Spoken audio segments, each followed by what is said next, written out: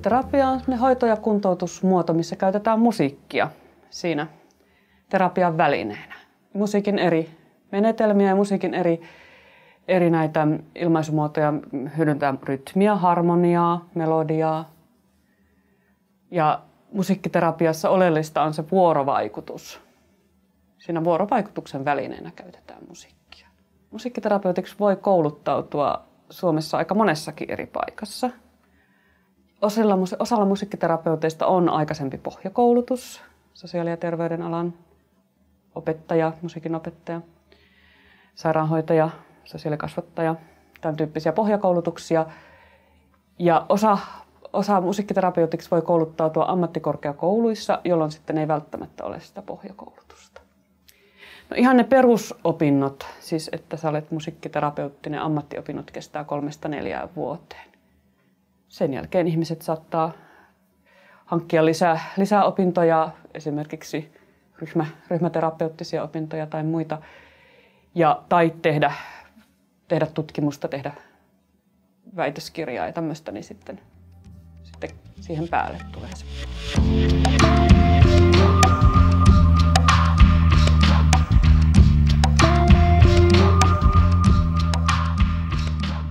Musiikkiterapiaa käytetään paljon nuorten kanssa nimenomaan siinä, että se musiikki on se ilmaisuväline. Itse asiassa nuoruusikäiset eri ikäryhmistä kuuntelee kaikista eniten musiikkia. Se on tutkittukin, että 13–25-vuotiaat käyttää eniten musiikkia. Se on semmoinen ikävaihe. Musiikki on nuorelle usein semmoinen aika luonteva itseilmaisuväline.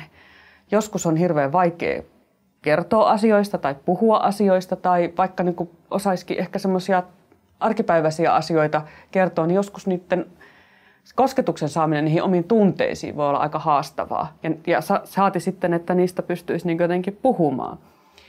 Ja joskus nuoret kokee, että musiikkiterapiaan on mukava tulla sen takia, että ei tarvitse olla miettinyt valmiiksi, että mulla olisi nyt joku asia tai mulla olisi pitänyt tapahtua jotakin, vaan sitten niitä asioita voi lähestyä sen musiikin kautta. Ja musiikkiterapia ei ole soittotunti. Ei tarvitse osata soittaa etukäteen, ei tarvitse koskaan ollut soittanut mitään, mutta musiikkiterapiassa lähestytään sitä musiikilla vuorovaikutuksessa, niin tavallaan musiikin kautta yritetään ilmaista niin kuin itteen sen. Siinä painottuu se, että mitä sä musiikin avulla ilmaiset tai mitä sä niin kuin kerrot niin kuin omista tunteistasi tai näitä sitten siinä pohditaan ja mietitään myös, voidaan käyttää kuvia ja muuta tämmöistä apukeinoja, mutta ei niinkään se, että osaatko soittaa, tuleeko oikeita tai vääriä ääniä ja kuinka hienosti sä soitat, sillä ei ole musiikkiterapiassa merkitystä.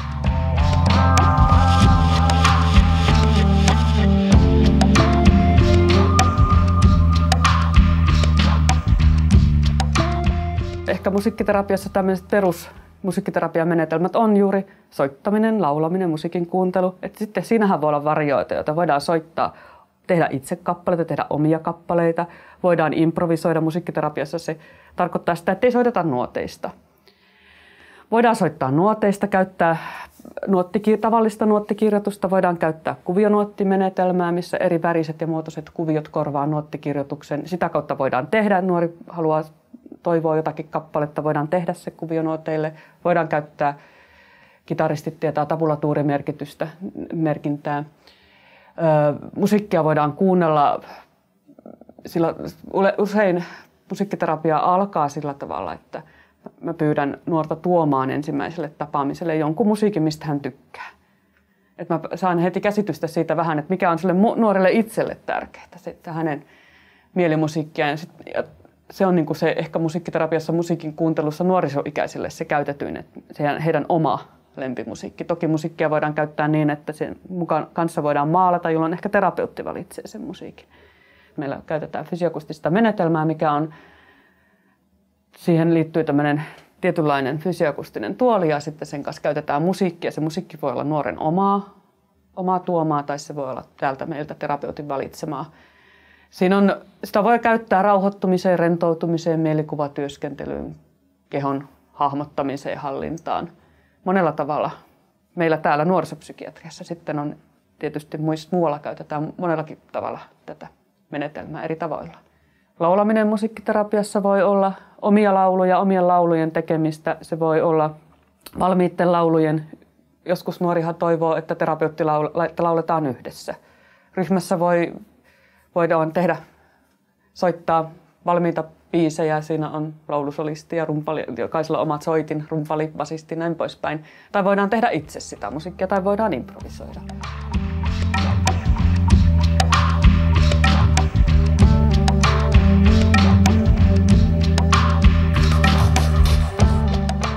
Musiikkiterapiassa ei ole tiettyä toimintamenetelmää, että me toimittaisiin aina niin kuin jonkun tietyn sapluunan mukaan, vaan se ihan jo riippuu nuoresta, mikä tuntuu, että nuorelle itselle on helppo työskentelytapa, mihin hän haluaa lähteä. Jotkut nuoret käyttää musiikkiterapiaprosessissa tosi paljon keskustelua ja kyllä asioita pyritään aina pukemaan sanoiksi. Pyritään miettimään, miltä se improvisoiminen tuntui tai miltä se kuulosti ja mitä siinä olisi, niitä mielikuvia pyritään myös pukemaan sanoiksi. On joitakin, se voi vaihdella tosi paljon. Jotkut nuoret ehkä tulee musiikkiterapiaan nimenomaan sen takia, että heidän on tosi hankala kertoa asioita sanallisesti, jolloin sitten heidän prosessissaan vähemmän on sitä puhetta. Totta kai sitä on jonkin verran. Ja sitten kun nuori käy pitkään musiikkiterapiassa, että musiikkiterapia on se ainut hoitomuoto. Totta kai musiikkiterapeutti kysyy, miten sä oot voinut, mitä kuuluu. Onko ollut jotakin, mikä on tällä viikolla harmittanut tai jotain muuta vastaavaa. Ja jos tuntuu, että sen keskustelun kautta ne asiat ei lähde, niin sitten käytetään siinä musiikkia apuna. Sitten on joitakin musiikkiterapiaprosesseja, joissa ehkä käytetään hyvin vähän sitä musiikkia, että se saattaa olla keskustelupainotteista.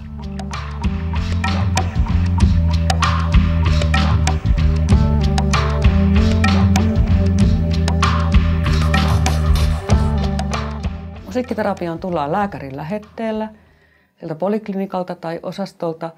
Hoitotiimi miettii, mistä nuori saattaisi hyötyä. Ja meillä tehdään ensin, puhutaan musiikkiterapia-arviosta. Nuorelle mä puhun siitä, että nuori tulee tutustumaan musiikkiterapiaan. Mitä on musiikkiterapia? Voisiko se olla semmoinen, mistä hän hyötyisi? Ja sitten samalla mä itse näen, että jos mun mielestä nuori hyötyy musiikkiterapiasta, niin ehkä minkälaisesta musiikkiterapiasta. Tämän arvio tai nämä tutustumiskäynnit on 4 käyntikertaa, jonka jälkeen mietitään sitten, että jos nuori hyötyy musiikkiterapiasta, niin mietitään, että alkaako se täällä meillä kertaviikkoisesti, joskus ehkä 2 kertaa viikkoisesti, tai ostetaanko me sen musiikkiterapian nuorelle. Joskus voi olla se, että tuntuu, että se nuori on hirveän motivoitunut siihen musiikkiterapiaan, haluaa käydä, pystyy huolehtimaan itse ajoista. Ja ei ole ehkä mitään syytä, että hän tarvitsisi jäädä tänne meille sairaalaan. Että hän sanotaanko näin, että hän on niin hyvin terapiakykyinen, että sitten käytetään ostopalvelua. Et musiikkiterapiaa korvaa alle 16-vuotiaalta HUS ostaa ostopalveluna, on tiettyjen terapeuttien kanssa tehty sopimus. Ja 16 vuotta täyttäneet Kela korvaa musiikkiterapiaa sellaisella nimellä kuin kuntoutuspsykoterapia.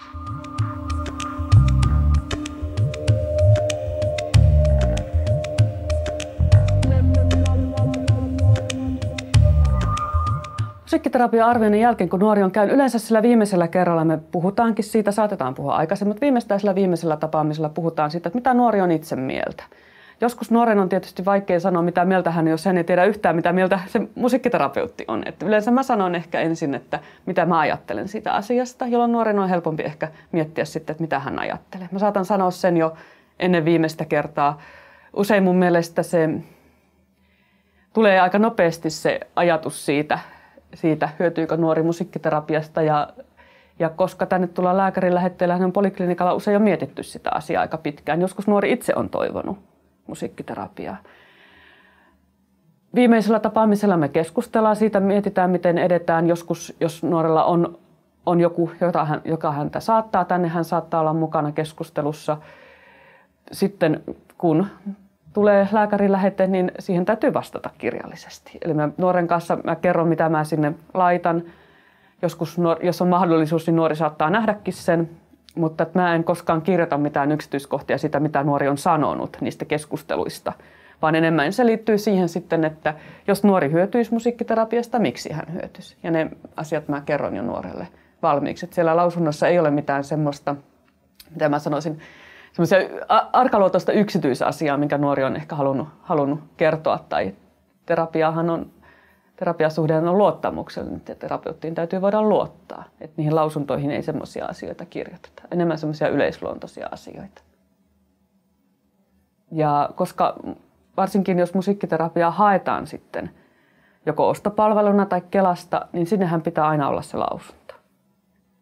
Ja sitten myös sinne vaaditaan se hoitavan lääkärin lausunto. Ja Kela on vielä nuoren oma hakemus.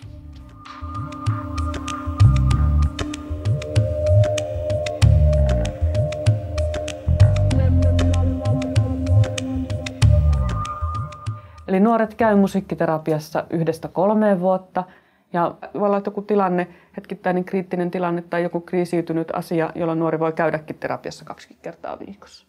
Musiikkiterapiatapaaminen kestää 45 minuuttia, yksilötapaaminen.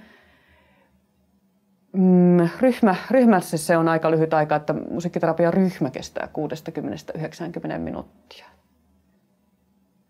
Et joskus se voi olla sitten, se tuntuu, että nuorella saattaa olla paljon asiaa, voi olla paljon tapahtunut hänen elämässään. Että on niin kuin paljon sellaisia asioita, mistä hän haluaa sekä puhua, mutta hän haluaa myös työstää asioita sen musiikin kautta, jolloin sitten esimerkiksi tämmöinen nuori hyötyy siitä, että hän käykin siellä terapiassa 2 kertaa viikossa. Tai sitä 1 kertaa useammin, mutta se yhden kerran pituus mun mielestä on ollut 45 minuuttia on ollut hyvä.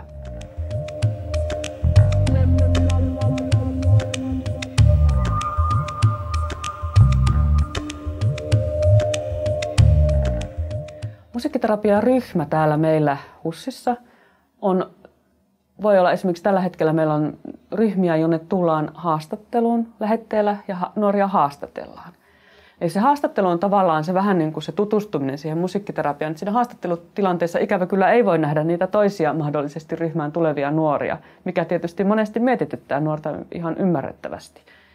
Mutta että siinä haastattelussa nuori saa vähän käsitystä siitä, mitä sillä ryhmässä tehdään. Eli haastattelut tapahtuu siinä musiikkiterapiatilassa. Siinä ehkä kysellään jonkin verran jotakin kysymyksiä. Mietitään just sitä, että olisiko se nuori motivoitunut käymään siellä musiikkiterapiaryhmässä. Sitten me soitetaan yhdessä, kuunnellaan musiikkia yhdessä. Tehdään niitä samoja asioita, mitä tehtäisiin siellä ryhmässäkin. Musiikkiterapiaryhmä tämmöisenä toimintamuotona, jossa siihen nuoret haastatellaan, niin meillä toimii sillä tavalla, että meillä on 4 nuorta ja 2 musiikkiterapeuttia. Ja toimii kertaviikkoisesti noin vuoden ajan. Se aina mietitään sitten vuoden puolentoista ajan. Ja siinä niin kun, silloin kun nuori on siinä musiikkiterapiaryhmässä, hän ei toista semmoista viikoittaista terapiaa ole. Et se on aika paljon vaadittu, että joku kävisi 2 terapiassa yhtä aikaa. Et musiikkiterapiaryhmästä monilla nuorilla on hyviä kokemuksia, että se on suljettu ja täydentyvät. Siinä käy ne samat nuoret sen koko ryhmän ajan. Jos käy niin, että joku muuttaa paikkakunnalta tai vaikka koulussa tilanne muuttuu, vaihtaa koulua tai jotakin tämmöistä, että se ajankohta ei käy, niin sinne saatetaan sitten ottaa uusi ryhmäläinen, mutta aika harvoin.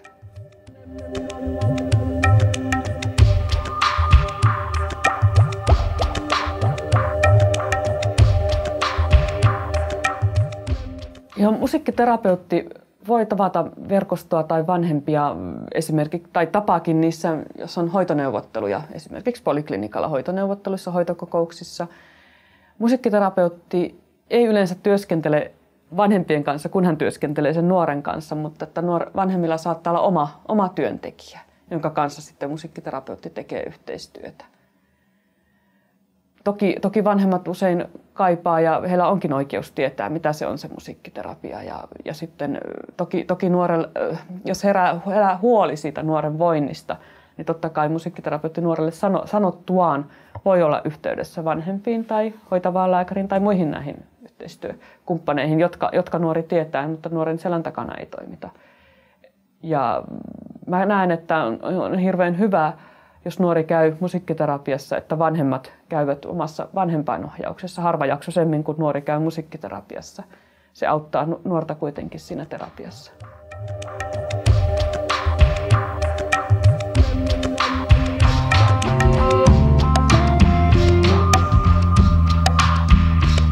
Nuori, kuka tulet ensimmäistä kertaa musiikkiterapiaan, tulee ihan just sellaisena kuin olet.